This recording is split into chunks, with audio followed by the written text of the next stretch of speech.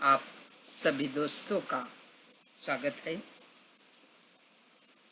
कवयित्री बहनाबाई चौधरी, उत्तर महाराष्ट्र विश्वविद्यालय जलगांव,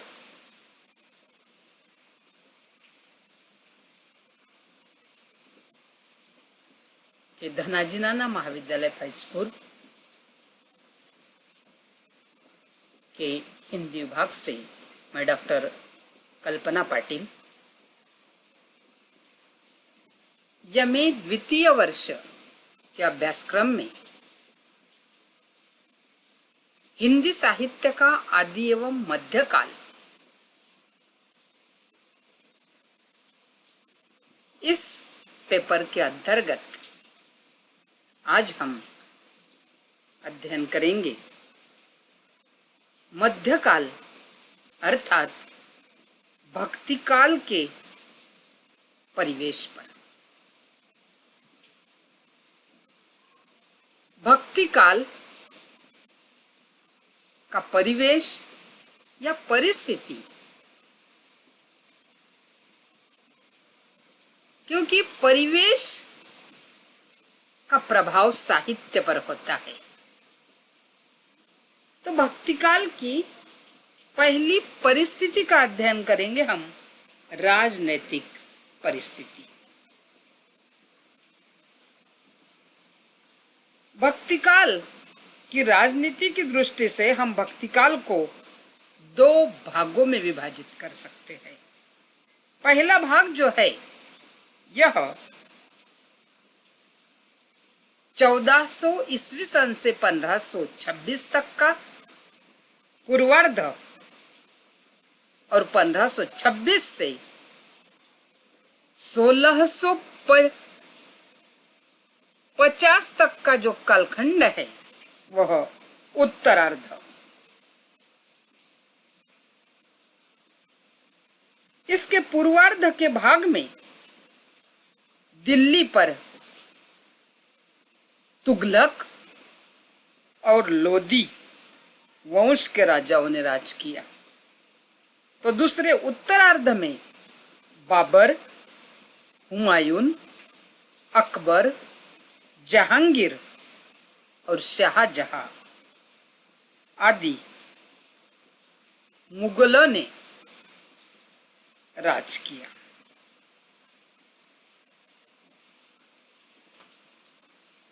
भारत पर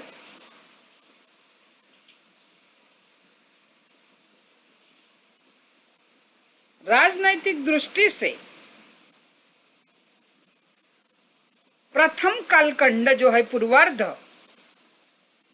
इसमें संत साहित्य का आरंभ है, तो द्वितीय कालखंड में सगुणोपासक कृष्ण और राम भक्ति का जोर शोर है। अपेक्षाकृत पहला कालखंड जो है पूर्वार्ध, यह अत्यधिक अस्थिर है और द्वितीय कालखंड पूर्वार्ध के अपेक्षा स्थिर है। सन 1378 के तैमूर के आक्रमण के बाद तुगलक वंश के शासक अपनी सत्ता को स्थिर नहीं रख पाए। परिणामवश उनकी सत्ता अस्थिर हो गई।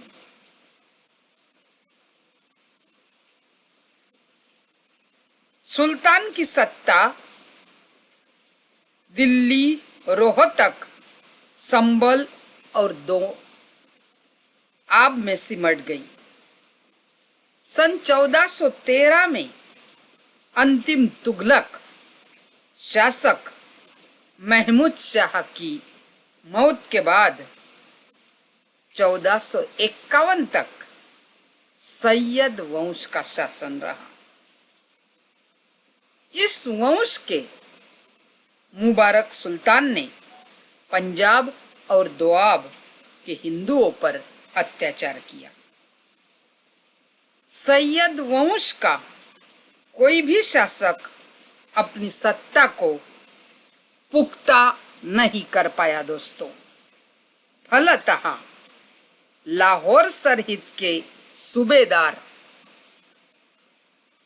बहलोल लोदी ने दिल्ली का तख्त हथिया लिया और अपने 40 साल के सत्ता काल में उन्होंने सुल्तान सत्ता को मजबूती देने की कोशिश की। कबीर इसी लोदी के समकालीन माने जाते हैं। सिकंदर लोदी इस वंश का प्रसिद्ध बादशाह था, जिसका कालखंड 1486 से 1517 तक माना जाता है। कहा जाता है कि सिकंदर लोदी का जन्म हिंदू मां से हुआ था, किंतु साहित्य में उसका चित्रित रूप बड़ा क्रूर, अदूरदर्शी, धर्मांध और स्वेच्छाकारी शासक था। उसने उस काल में मथुरा के मंदिरों को नष्ट कर उसके स्थान पर मस्जिदें बनवाने की आज्ञा दी। यमुना में नहाने पर भी मनाही लगाई गई। हिंदुओं के कई संस्कारों पर प्रतिबंध लगाया गया। दूसरा कालखंड आया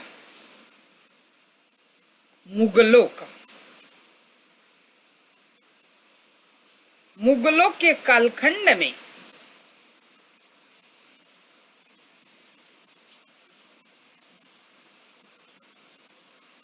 शेर शाह ने मुगल सम्राट हुमायूं को एक बार हिंदुस्तान से बाहर खदेड़ दिया, लेकिन हुमायूं ने फिर 1155 में हिंदुस्तान के लाहौर, पंजाब, दिल्ली, आगरा पर अपनी सत्ता कायम की।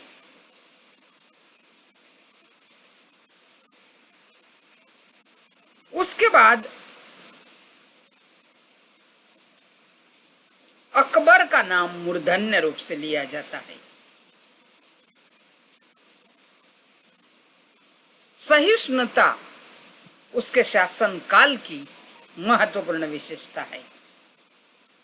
राज्य विस्तार, आंतरिक शांति, सुव्यवस्था के लिए वे सदा सक्रिय थे।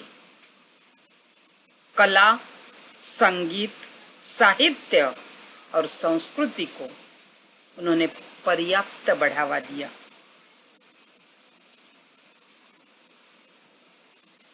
बाद में अकबर के बाद जहांगीर और नूरजहां का शासनकाल आया।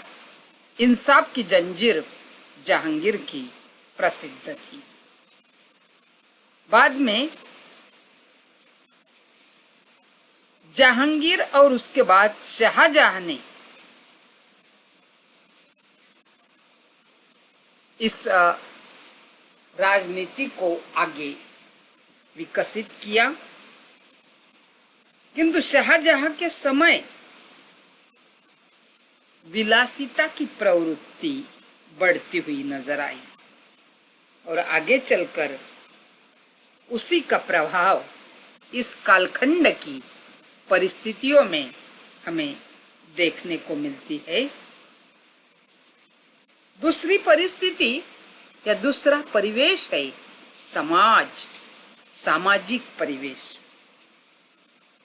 भक्तिकाल का सामाजिक परिवेश अनेक विसंगतियां, समाज, राजसत्ता और धर्म सत्ता दोनों ओर से पीड़ित था, अत्याचारित था। तैमूर के आक्रमण से बाबर के आक्रमण तक जनता एक बार नहीं दोस्तों, बार बार लूटी गई।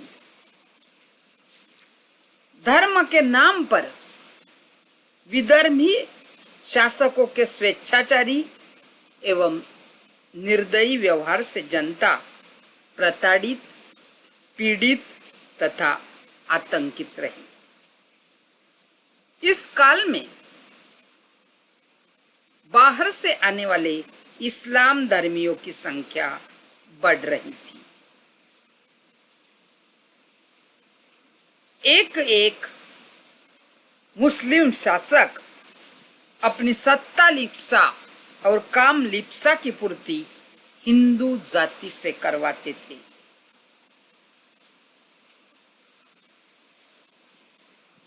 बादशाह के यहाँ सहस्रों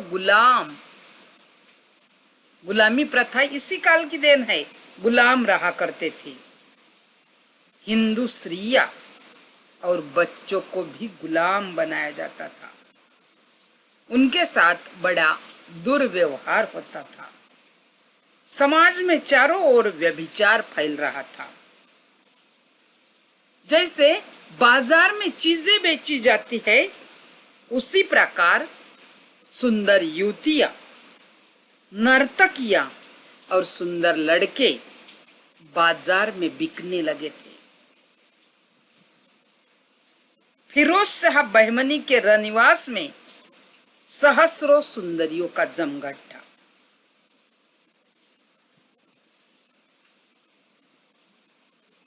गुलामी प्रथा, साथ में स्त्रियों के लिए पर्दा प्रथा का प्रचलन जोरों से था। एक अकबर को छोड़कर हिंदू राजाओं की बेटियों से ब्याह करना इन शासकों के लिए हिंदुओं की अस्मत खरीदने जैसा था। और विलासी अधिकारियों की ज्यादती, सस्ती रसिकता की रक्षा के लिए हिंदू समाज में पर्दा प्रथा और बाल विवाह का प्रचलन हुआ। दोस्तों, सभी मुस्लिम शासक इसी तरह के थे ऐसा नहीं है। जैनुल्लाबुद्दीन, हुसैन शाह, शेर शाह, अकबर ऐसे उदार चरित्र के शासक भी इस कालखंड में थे।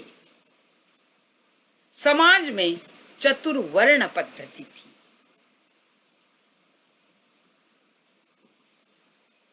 तथाकथित महानता की रक्षा के लिए विभिन्न कर्मकांडों में लोगों को उलझाते थे। ब्राह्मणों को छोड़कर अन्य जातियां शूद्र मानी जाने लगी। यहाँ तक कि क्षत्रिय जाति को भी यह वर्ग सम्मान नहीं देता था। 17वीं शताब्दी तक आते आते आप देखते हैं कि छत्रपति शिवाजी के राज्याभिषेक के समय शिवाजी तक को शूद्र साबित करने की चेष्टा की गई। इस तरह समाज में हिंदू मुस्लिम दो मुख्य धर्मों के साथ कई जाति उपजातियां थी, जिसमें समाज बट गया था। इस काल में ऐसा नहीं है कि शासक मुस्लिम थे तो उनकी दशा अच्छी थी। मुस्लिम समाज की दशा भी हिंदुओं से अलग नहीं थी। बाहर से आए मुस्लिमों में भी सैयद, शेख, पठान, तुर्क, मुगल, शिया, सुन्नी विभिन्न उपजातियों में भेदभाव बढ़ता जाता था। मुस्लिम महिलाओं की स्थिति हिंदू स्त्रियों से अधिक भिन्न नहीं थी। दोस्तों, बहु विवाह की प्रथा के कारण हरम खानों में स्त्रियों की बहुत सी दुर्गति हुआ करती थी। हिंदुओं में भी अंधविश्वास और रूढ़ियां प्रचलित थी। मूर्ति भंजक मुसलमानों में भी पीरों की कब्र पर मिठाइयां बांटी जाने लगी, पुष्प चढ़ाने लगे। कुछ विद्वानों का कथन है कि मुसलमानों का शबे बारात का त्योहार हिंदुओं की शिवरात्रि की ही नकल है। हिंदू और मुस्लिम, इनका खान पान, वेशभूषा, इन दोनों का एक दूसरे पर आपस में कई मात्रा में प्रभाव रहा। तीसरा परिवेश है, तीसरी परिस्थिति है धार्मिक परिस्थिति। प्रमुखतः हिंदू, बौद्ध, जैन और मुस्लिम, ये धर्मों का प्रचलन समाज में ज्यादा था। हिंदुओं में शैव, शाक्त, स्मार्त और गणपत्य मत था। उसी प्रकार जहां एक धर्म के अनेक उपधर्म बनते हैं, वहां समाज की अवस्था दोस्तों कैसी हो सकती है, आप सभी उसका अंदाजा लगा सकते हैं। हिंदुओं में जैसे अलग अलग प्रकार थे, वैसे बौद्ध धर्म में भी मंत्रयान, सहजयान, कालचक्रयान आदि अलग अलग मत उसमें आए। इस काल का एक महत्वपूर्ण संप्रदाय था नाथ संप्रदाय। जिस गोरखनाथ ने इस नाथ संप्रदाय का प्रवर्तन किया, आगे चलकर इसी नाथ संप्रदाय को 12 अलग अलग शाखाओं में विभाजित किया गया। मुस्लिम धर्म में शरा, बेशरा, ये 2 उपसंप्रदाय थे। इस कालखंड में बहुत से सूफी यो ने भारत में प्रवेश किया था। सूफियों में चिश्ती, कादरी, सुहरावर्दी, नक्शबंदी और सत्यारी संप्रदाय था। इतने संप्रदाय देखने के बाद दोस्तों आपके ध्यान में आया होगा कि हर संप्रदाय में कई उपसंप्रदाय थे। गुह्य साधनाओं का दम घोटने वाली तांत्रिक क्रियाएं धार्मिक जीवन पर आतंक जमाते हुए भोली भाली जनता को जादू टोना और वर्णाश्रम धर्म के नाम पर उनको गुमराह करने के कई प्रकार धार्मिक रूप में हमें देखने को यहाँ मिलते हैं।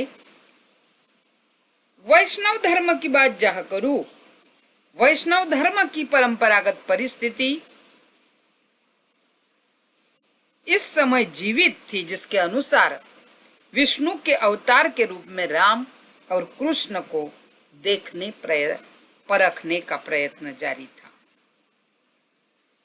दक्षिण से निकली हुई भक्ति की यह लहर उत्तर तक द्रुत गति से फैल हुई।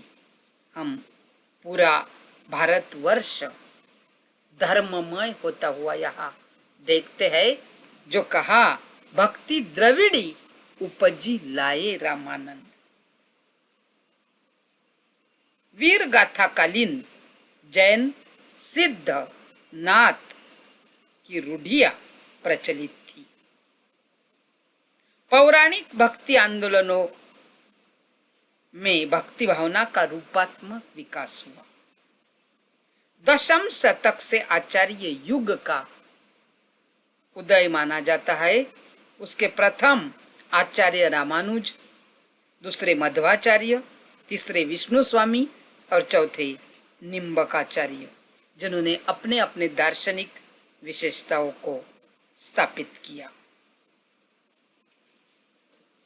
कुल मिलाकर धार्मिक परिवेश जो था वह धर्म के ठेकेदारों ने पशु बलि, मद्यपान, मांस भक्षण और कामुकता की वृत्तियों को छद्मवेश में आवृत्त कर लोगों को ठगने और उन्हें पथभ्रष्ट करने का साधन बना लिया था। और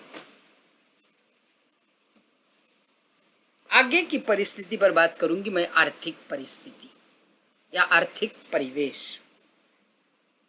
इस समय भारतवर्ष में धन संपत्ति अधिक नहीं थी, क्योंकि इसके पूर्व भारत का वर्णन कवि करता है कि ये देश सोने की चिड़िया है।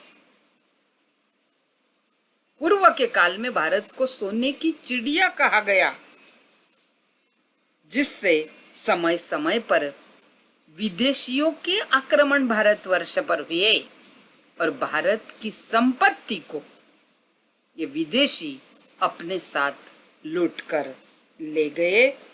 भक्तिकालीन भारतवर्ष आर्थिक दृष्टि से खोखला बन गया था। यह स्थिति थी विक्रम संवत 1583 तक। जैसे ही मुगलों का शासनकाल राजनीति में आया दोस्तों, तो मुगलों के शासन में राजनीति में स्थिरता प्राप्त हुई। भारत का धन देश में ही रहने लगा। बाबर के काल में विशेषतः इस स्थिति में बहुत सुधार आया। कृषि तथा व्यापार में सुधार हुआ, वृद्धि हुई।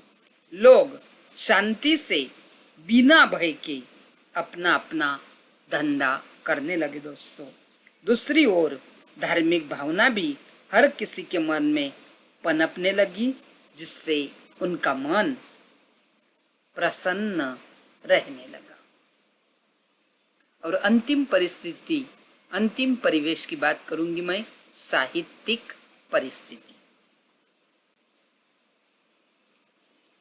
जिस काल के परिवेश जैसे होंगे, चाहे वो धार्मिक, आर्थिक, राजनीतिक, सांस्कृतिक, सामाजिक, उन परिवेशों को लेकर साहित्यकार रचना लिखता है। इस कालखंड में साहित्यकारों ने पद्य का ज्यादा लेखन किया। ज्यादातर कवि राज दरबारों में आश्रित थे और राज दरबारों में आश्रित कवि यों ने विविध रस, छंद, अलंकारों में वर्णन किया। इस कालखंड में मुक्तक तथा प्रबंध काव्य लिखे गए। इस काल की प्रमुख साहित्यिक दो परिस्थितियां थी, एक सगुण और दूसरी निर्गुण। ये दो शाखाओं का प्रचलन, सगुण शाखा जो उसके भक्त कवि कहलाए और निर्गुण शाखा जिसके आगे चलकर संत कवि कहलाए। इस कालखंड में शेरशाह के काल में लिखा गया मलिक मोहम्मद जायसी द्वारा रचित पद्मावत। अकबर के काल में सूरदास और तुलसीदास ने रचना लेखन किया। और इस प्रकार भारतीय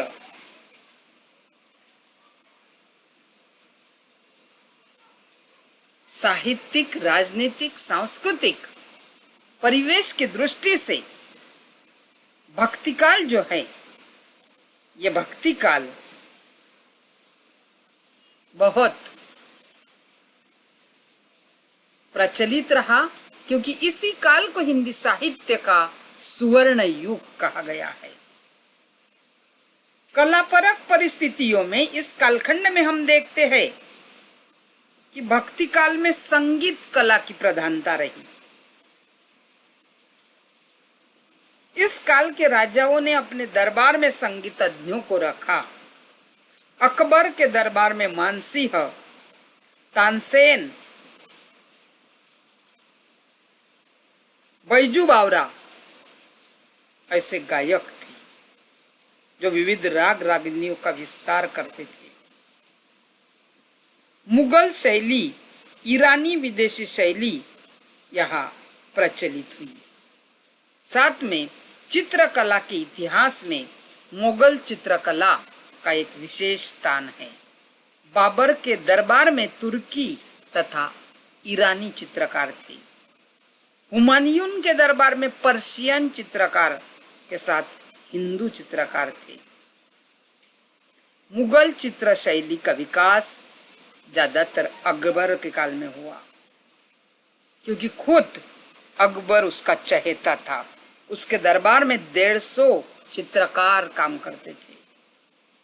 अकबर ने फारसी एवं उर्दू भाषा की प्रणय कथाओं पर आधारित 1375 चित्रों का एक संग्रह तैयार करवाया था, जिसे रमजानामा ये नाम दिया था। प्रगल्भ चित्रकारिता ये इस भक्ति काल के कलात्मक सांस्कृतिक परिस्थिति की देन है। दोस्तों, इस प्रकार आज हमने भक्ति काल की परिस्थिति या परिवेश का अध्ययन किया। अगले व्याख्यान में हम भक्ति काल के निर्गुण शाखा का अध्ययन करेंगे। धन्यवाद।